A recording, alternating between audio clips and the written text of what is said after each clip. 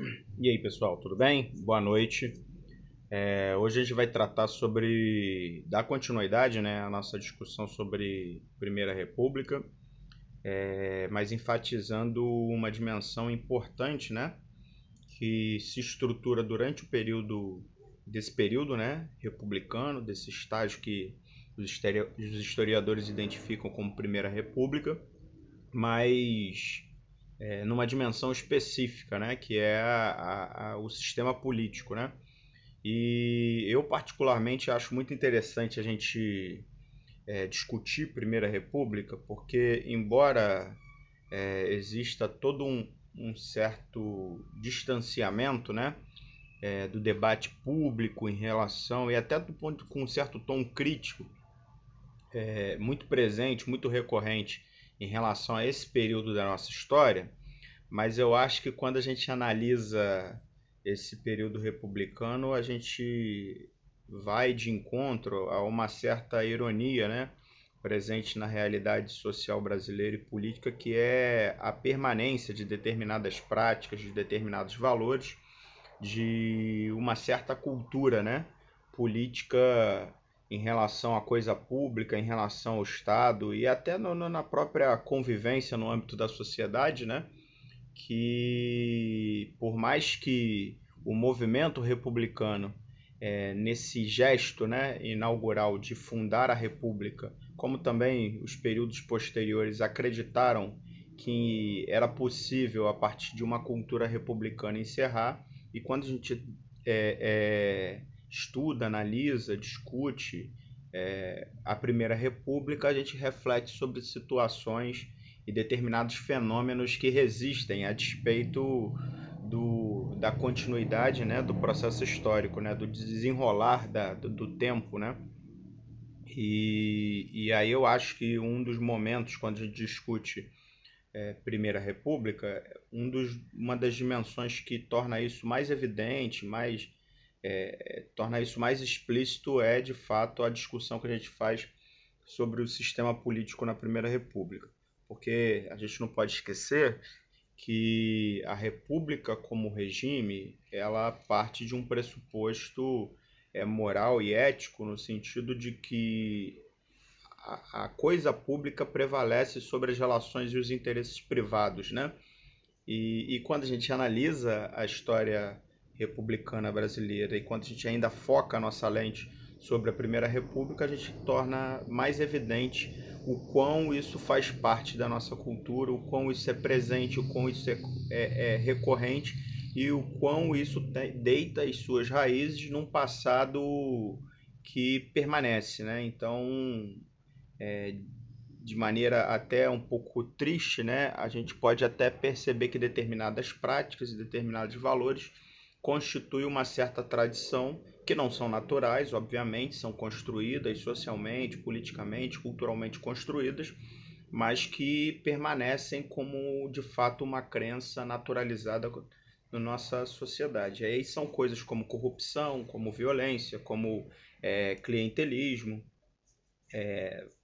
patrimonialismo, coisas que ferem essa dimensão republicana, essa ética republicana, né, mas que resistem à passagem do tempo. Então, vamos discutir um pouco sobre o sistema político que é inaugurado a partir de suas contradições, seus aspectos que em alguma medida significaram avanço ou limites e possibilidades que esse sistema político ele inaugurou, né? Então, com a proclamação da República, a gente tem, de fato, o surgimento, o advento, né, de um outro sistema político, distinto do modelo político que estruturava as relações políticas no regime imperial durante o Segundo Reinado, né?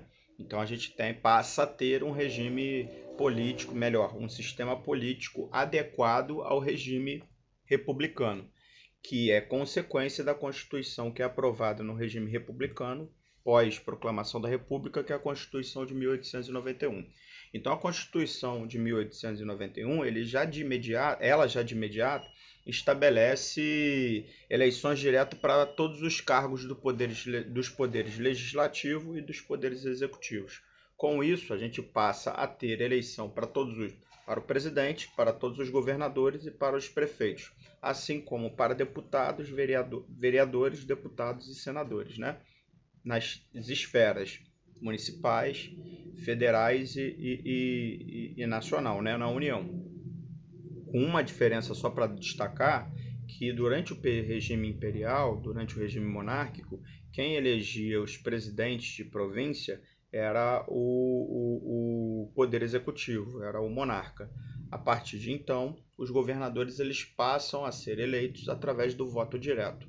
E uma mudança também que é importante em relação, mas isso já é, vamos dizer, uma certa herança das alterações e das reformas eleitorais que a Constituição brasileira sofreu ainda durante o segundo reinado, é que durante o período monárquico no Brasil, a partir da Constituição de 1824, num determinado momento a forma de voto, o que possibilitava votar e o que também possibilitava ser votado era o nível de renda. O nome desse tipo de relação, de condição para a participação política, se chama voto censitário. A partir de 1878, a gente tem uma reforma eleitoral, isso é durante ainda o segundo reinado, em que desfaz, em que retira essa condicionalidade, essa condição para a permissão de votar e ser votado, mas ainda mantendo algumas restrições, que por sua vez, com a proclamação da República, essas restrições permaneceram. E quais eram essas restrições? Se por um lado a Constituição de 1891 ela permite que o critério para ser votado e para votar não era mais um nível de renda, uma quantidade de renda, mas permaneceu uma série de limitações, uma série de limitações que eu vou considerar. Então, se por um lado ela retira esse critério, por outro lado ela mantém outros. E quais são os critérios que, por sua vez, caracterizam esse sistema político e o direito ao voto e à participação nesse sistema político extremamente limitados? Porque, primeiro, os analfabetos eles não tinham direito ao voto, grande maioria da população nesse contexto era analfabeta. Eu não vou dar um dado preciso, mas por leituras recentes, é porque eu não estou com o dado aqui em mãos, mas é algo acima de 80% da população na condição de analfabetismo nesse contexto. As mulheres também eram excluídas do direito ao voto, os homens menores de 25 anos também, assim como soldados e religiosos. Então, quando a gente vê e analisa o sistema político aprovado, por mais que ele, em tese, venha a refletir uma superação de um modelo baseado em critérios censitários, em critérios em torno de nível de renda, ele, por sua vez, mesmo desfazendo esse critério, ele não se torna inclusivo, ou melhor, ele não se torna a expressão, a representação da maioria da população. Ele continua sendo o direito ao voto, que é um direito político dentro dos direitos possíveis, né? Direitos individuais, direitos políticos, direitos individuais não, direitos civis, direitos sociais e direitos políticos. O direito político ele continua sendo algo restrito a uma parcela muito reduzida e muito pequena da população, quando não permite mulheres votar, quando não permitiu também analfabetos votarem, que era a maioria da população. Um detalhe sobre o direito do voto dos analfabetos, que até a década de 90 ainda era a maioria da população, década de 1990, não estou falando 1890 não, 1990, os analfabetos no Brasil ainda eram maioria da população. Somente na Constituição de 1988 que os analfabetos foram permitidos, foi permitido aos analfabetos a participação política. Então, para que a gente também tenha a percepção de que a nossa trajetória histórica ela é marcada por um perfil elitista, no qual garantia direito e acesso, de modo geral, ao longo da nossa história, a uma elite reduzida, a uma parcela reduzida da população e a uma elite privilegiada. Isso se manifestava tanto nas dimensões sociais, quanto nas dimensões também políticas, né? Então, só em 1988 que a gente passa a ter a permissão o Estado brasileiro passa a permitir a participação política e garante, nem concede, né, mas garante o direito político dos analfabetos que constituíam naquele contexto a maioria da população. Os analfabetos só deixaram de ser maioria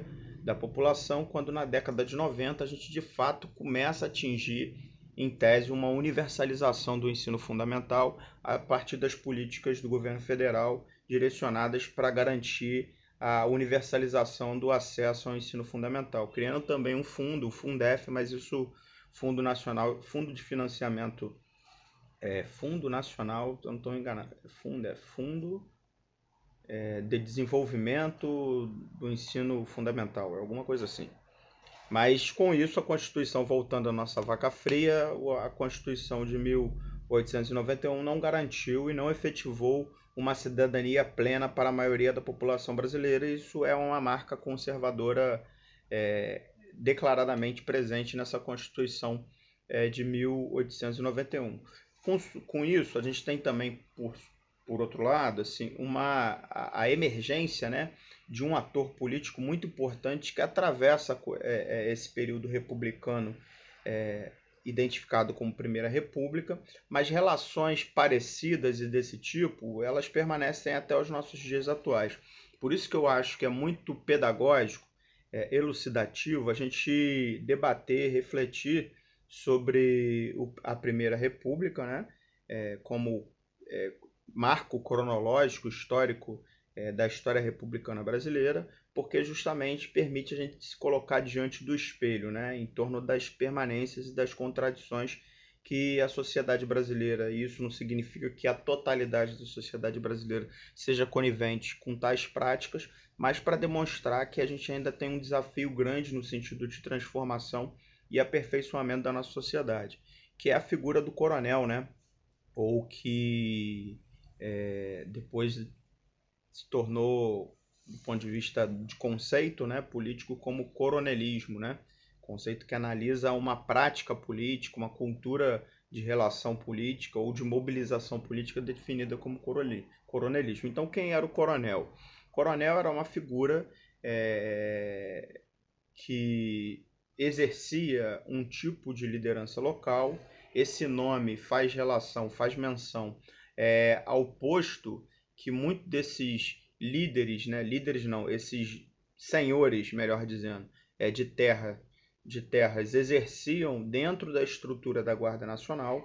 A Guarda Nacional era uma espécie de milícia que existiu durante grande parte do período monárquico no Brasil e que só foi encerrada em 1918, embora já esvaziada durante o Segundo Reinado, também pelo fortalecimento do papel do Exército, mas a Guarda Nacional era uma espécie de milícia na qual os donos de terra assumiam as patentes, de modo geral, de oficiais.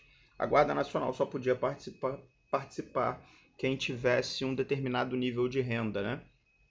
Comprovadamente. Então, os senhores de terra, eles exerciam lideranças locais e eles, de modo geral, assumiam essa patente de coronel, ou não necessariamente, mas eram chamados assim popularmente, porque essa condição na hierarquia no interior da Guarda Nacional foi se popularizando e todo senhor de terra, em alguma medida, era chamado pela população local, lembrando também que nesse contexto a maior parte da população residia no campo, então identificavam, associavam esses donos de terra, esses senhores de terra, com o coronel e com o posto na Guarda Nacional. Então, dessas relações, dessas lembranças, né, dessa memória em torno de determinadas funções, instituições diferentes, que as pessoas faziam as associações com o comportamento político, com o papel político que essas figuras exerciam no sistema político durante a Primeira República.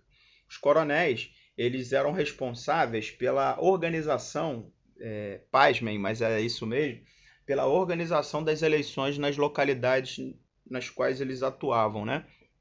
Eles organizavam as eleições, eles escreviam as atas das eleições, e as eleições nesse contexto, eu não preciso nem me deter muito, porque eu acho que isso já fica bastante evidente, elas eram marcadas pela fraude. O coronel e o coronelismo, eles constituíam a base desse sistema político, desse sistema que funcionava como ponto, a partir do ponto inicial da figura e do papel do coronel. O coronel ele era responsável pela, além da organização das eleições no município, ele era o responsável pela mobilização do processo. As pessoas iam votar, participavam do processo político dentro de uma determinada localidade, de acordo com a lógica de organização e estruturação do processo que esse coronel fazia, né?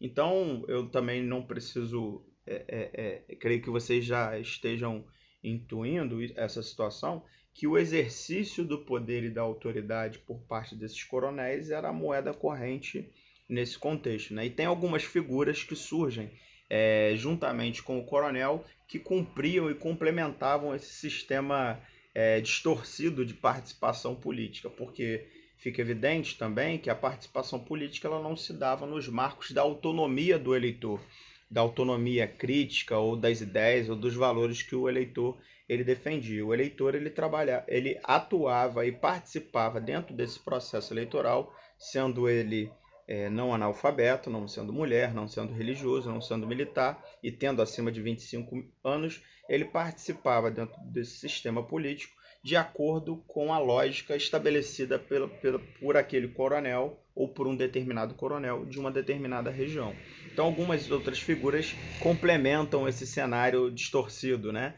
Que seria a figura do fósforo. O fósforo era, de modo geral, e isso era muito corrente devido à cultura de fraude que estava em torno do processo político, ele era a figura que substituía uma outra. De modo geral, alguém que já tivesse falecido, né? Então, um exemplo, eu iria votar no lugar de uma pessoa fingindo ser uma pessoa que já haveria falecido, né? O voto não era secreto, o voto era declarado. Isso também era um fator de controle dentro do debate político em torno da reforma eleitoral, sobretudo a partir de 1946, o voto, mas já na Constituição de 1932 o voto passa a ser secreto, então isso era uma demanda devido ao que o voto declarado, a ausência do voto secreto permitia ao controle e ao mandonismo, né, local, na estrutura do funcionamento do sistema político.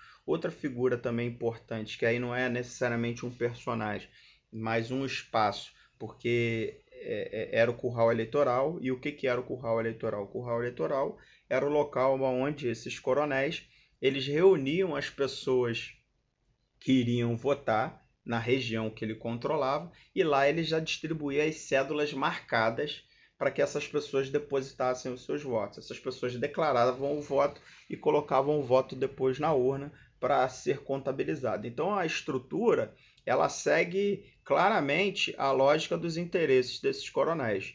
Mas o importante é a gente dizer que esses coronéis eles não constituíam o todo do sistema eleitoral. Eles eram a base, vamos dizer assim, produzindo uma metáfora, eles eram o motor desse processo, entendeu? Eles eram o motor desse sistema. Eles estavam ali na base fazendo com que o sistema funcionasse, porque eles tinham a responsabilidade de mobilizar e de controlar o voto, as intenções de voto. Então eles tinham um papel importante. E outra figura também que serve para caracterizar esse sistema ou a lógica de funcionamento desse sistema político é o voto de cabresto. O voto de cabresto era, na verdade, o voto direcionado, que remete àquela cordinha que as pessoas usavam para guiar os cavalos, né? Os cavalos, as mulas, as bestas. Então, as pessoas, o eleitor, nesse sentido, ele era entendido como um eleitor que usava cabresto, pois o seu voto não era livre, o seu voto era guiado, era direcionado,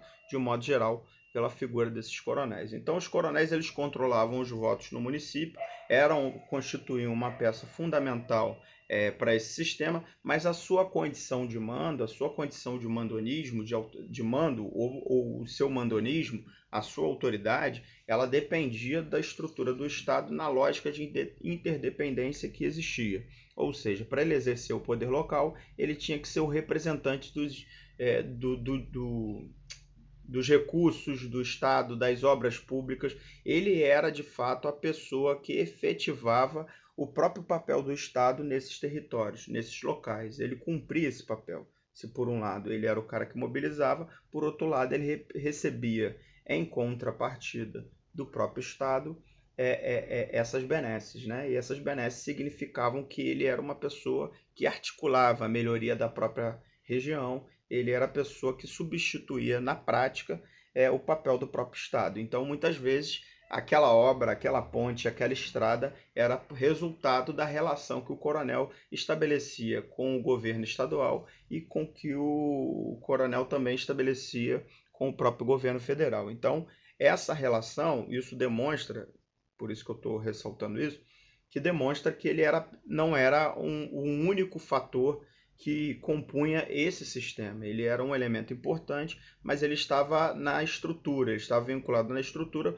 porque na esfera estadual como na esfera nacional, por um lado, esses governadores eles bebiam, eles necessitavam dos votos mobilizados por esses coronéis dos municípios e eles davam um retorno para esses coronéis para a manutenção da sua autoridade nos territórios, nos locais.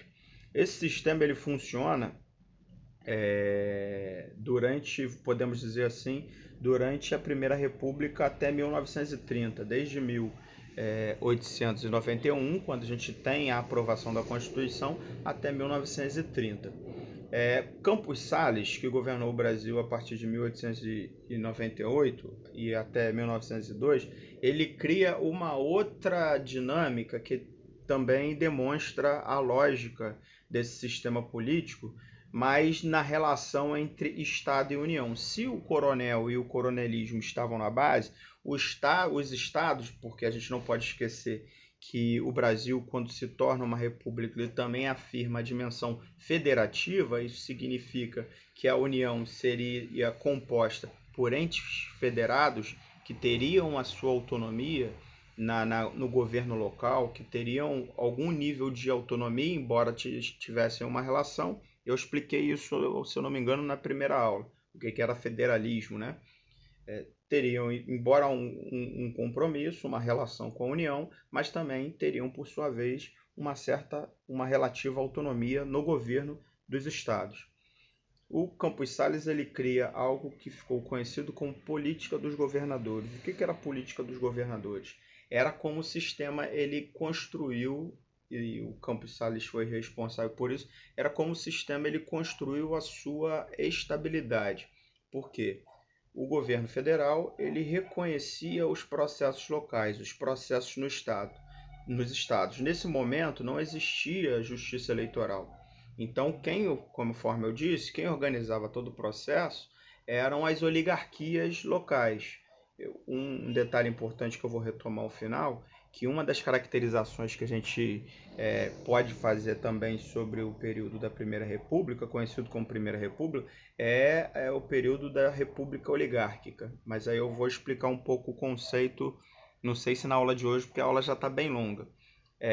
Mas a política dos governadores, o que de fato era? Como não existia justiça eleitoral, como os coronéis organizavam as eleições nos municípios, e como a gente não tinha, de fato, o Estado de maneira distanciada, independente das disputas políticas do cotidiano, organizando as eleições eram organizadas pelos próprios agentes das disputas políticas, o que de imediato contaminava a lisura, a transparência, a integridade dos processos, né?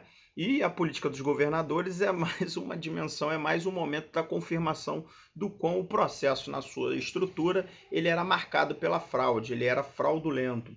Por quê? Porque eram as oligarquias dos estados que organizavam os processos, sem perder de vista o papel dos coronéis. Elas, ao final dos processos, definiam os resultados de quem teve mais voto, quem se elegeu a governador e qual o presidente naquele momento eleitoral, o candidato a presidente, obteve mais votos. Essa votação ela era reconhecida pelo Congresso Nacional e pelo presidente nacional. Então, o presidente nacional, o Congresso Nacional e o presidente, o governo federal, de um modo geral, eles confirmavam os processos nos estados, garantindo a permanência e a manutenção de determinadas elites dos respectivos estados, sempre no poder. Com isso, ou melhor, isso significava que na prática não existia a possibilidade de alternância de poder, nem a possibilidade da vitória eleitoral de qualquer que fosse a oposição. Ou seja, os processos e os resultados se repetiam constantemente, porque esse modelo de confirmação do governo federal dos resultados nos estados permaneceu durante todo o período da Primeira República. Por sua vez, esses governos estaduais, esses processos nos estados, elegiam deputados e senadores. Esses deputados e senadores reconheciam a eleição do presidente e apoiavam esse presidente, sustentavam politicamente o governo desse presidente ao longo da sua gestão. Isso atravessa o período da Primeira República e muitos desses elementos, como cultura política, como valores em relação à coisa pública, à esfera pública, ao Estado, a separação entre o papel do Estado e os interesses privados, a questão da corrupção, da fraude, isso tudo atravessa todo esse período republicano e a gente pode fazer uma discussão, sobretudo na próxima aula. Quero um pouco debater isso para trazer um pouco essa discussão para o presente. Isso tudo constitui uma certa cultura política ainda no cotidiano do Brasil, sem entrar no mérito ou sem também negar que a gente, ao longo da história, tivemos avanços, na verdade, muitos avanços foram obtidos, muita coisa se transformou, talvez a proporção e o impacto desse tipo de cultura seja hoje menor, mas ainda se faz presente se isso é produto de uma estrutura também social marcada pela desigualdade, herdeira dos valores da escravidão, em consequência de uma série de distorções que eu quero ver se a gente consegue, na próxima aula, tentar entrar na consciência e no cotidiano de como as coisas são. Beleza, pessoal? Eu vou passar também um pequeno exercício para que a gente defina esses conceitos aí, mas novamente de acordo com a nossa realidade de aulas online, né? De vida na internet. Um grande abraço.